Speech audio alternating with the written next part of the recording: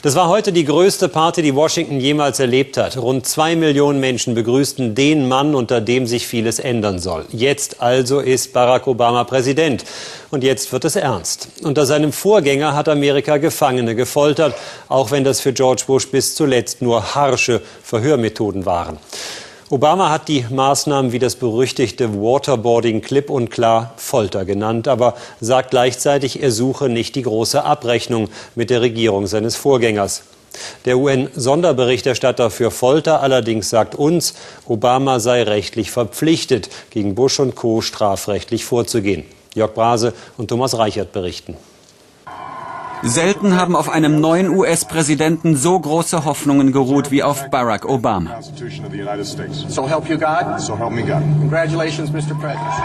In seiner Antrittsrede stellt er klar, er will brechen mit dem Erbe der Bush-Regierung von Folter und Rechtlosigkeit im Kampf gegen den Terror. Was unsere nationale Verteidigung angeht, so lehnen wir die falsche Wahl zwischen unserer Sicherheit und unseren Idealen ab. Sein Vorgänger George W. Bush verriet amerikanische Ideale im Kampf gegen den Terror. Der Berliner Menschenrechtsanwalt Wolfgang Kaleck verklagte Mitglieder der Bush-Regierung wegen Folter und Misshandlungen vor deutschen Gerichten, bisher ohne Erfolg.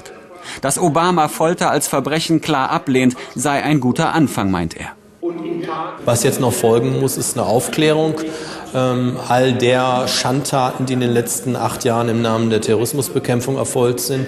Und was noch folgen muss, ist eine Wiedergutmachung für die Verletzten und eben gegebenenfalls auch eine Strafverfolgung gegen die Schuldigen. Menschenrechtler wie Kaleck fordern, dass Obama brutale Verhörmethoden wie das simulierte Ertränken, das sogenannte Waterboarding, wieder zu dem erklärt, was es ist und immer war: Folter. Die Regierung Bush hatte Waterboarding legalisiert. Mit fadenscheinigen Gutachten wurde für Recht erklärt, was bis dahin Unrecht war. Bis zuletzt blieb die alte US-Regierung bei ihrer umstrittenen Haltung. Werden Sie strafrechtliche Ermittlungen aufnehmen, um herauszufinden, ob der erwiesene Einsatz von Waterboarding durch US-Agenten illegal war? Eine direkte Frage und eine direkte Antwort. Nein, das werde ich nicht tun. Und Waterboarding war nicht die einzige Foltermethode, die CIA und Armee einsetzten. Beispiel: Guantanamo, der Gefangene Nummer 063. Mohammed al-Qahtani gilt als wichtiges Mitglied von Al-Qaida. Das sind die Verhörprotokolle aus dem November und Dezember 2002. Al-Qahtani wird wochenlang vernommen, 20 Stunden am Tag. Die Verhöre enden um Mitternacht, 4 Stunden später wird er wieder geweckt. Er darf kaum schlafen, wird sexuell gedemütigt und misshandelt. Zitat: 18. Dezember 2002, 14:15 Uhr. Dem Gefangenen wurde mit elektrischen Rasierern Bart und Haare abgeschnitten. Der Gefangene begann sich zu wehren, als sein Bart berührt wurde. Er wurde aber schnell gefügig. 20. Dezember 2002, 11:15 Uhr. Der Vernehmer begann damit, dem Gefangenen Lektionen wie Bleib, Komm und Bälle zu lehren, um so seinen gesellschaftlichen Rang auf den eines Hundes zu heben. Der Gefangene wurde sehr aufgewühlt. An den Folgen dieser Behandlung geht al-Qahtani fast zugrunde.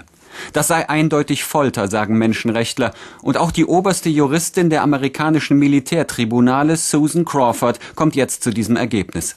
Sie lehnt eine Anklage ab. Al-Qahtanis Geständnisse seien nichts wert, denn, sagt Crawford, wir haben ihn gefoltert. Damit bestätigt sie, was der UN-Sonderberichterstatter Manfred Nowak schon vor 3 Jahren in einem Bericht feststellte. Heute fordert er, die Verantwortlichen müssen vor Gericht, die Beweislage sei eindeutig. Wir haben alle diese Dokumente, die sind heute auch öffentlich zugänglich, dass diese Verhörmethoden ausdrücklich von Rumsfeld angeordnet wurden, aber natürlich mit Wissen der höchsten Stellen in den Vereinigten Staaten von Amerika. Die höchste Stelle, das ist der Präsident. Nach der amerikanischen Verfassung trägt er die Verantwortung für alles, was die Regierung tut oder lässt.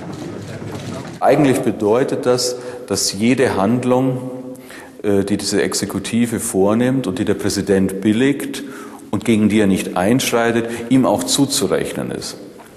Das heißt, konkret auf Folter bezogen, wenn der Präsident nichts dagegen unternimmt? Dann hat der Präsident gefoltert. Das muss man in dieser Drastik sagen.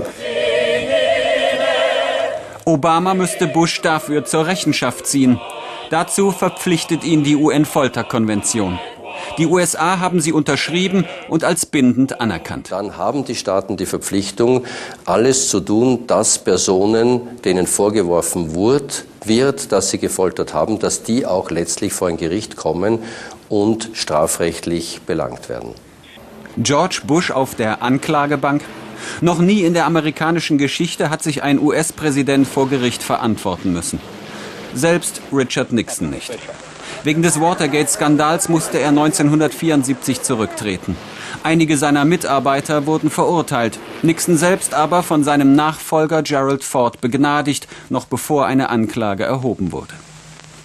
Auch George Bush könnte davonkommen. Das jedenfalls legen Obamas Worte vor gut einer Woche im US-Fernsehen nahe. Wir schauen uns natürlich an, was in der Vergangenheit passiert ist. Niemand steht über dem Gesetz. Andererseits bin ich überzeugt, dass wir besser nach vorne schauen sollten, statt zurück. Seine Vision mag sein, nach vorne zu blicken. Deshalb liegt es an uns, die Folteropfer vertreten, Druck auf ihn und den Kongress auszuüben, damit ein Sonderermittler ernannt wird. Obama sollte daran interessiert sein, zu wissen, was wirklich passiert ist. Das ist das Mindeste, was er tun sollte.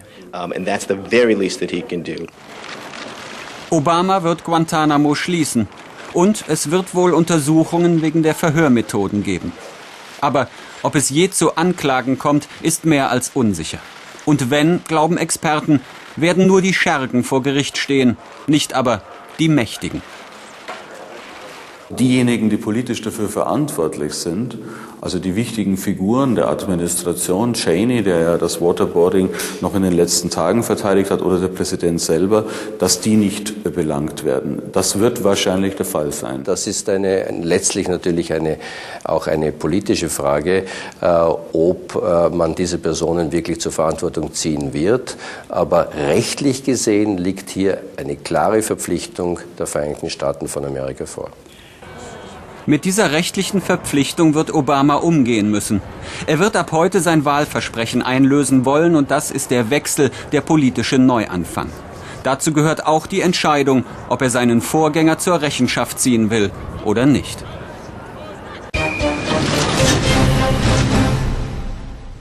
Eine der berüchtigten Regeln von Ex-Verteidigungsminister Rumsfeld lautete: Wenn du zweifelst, mach es nicht.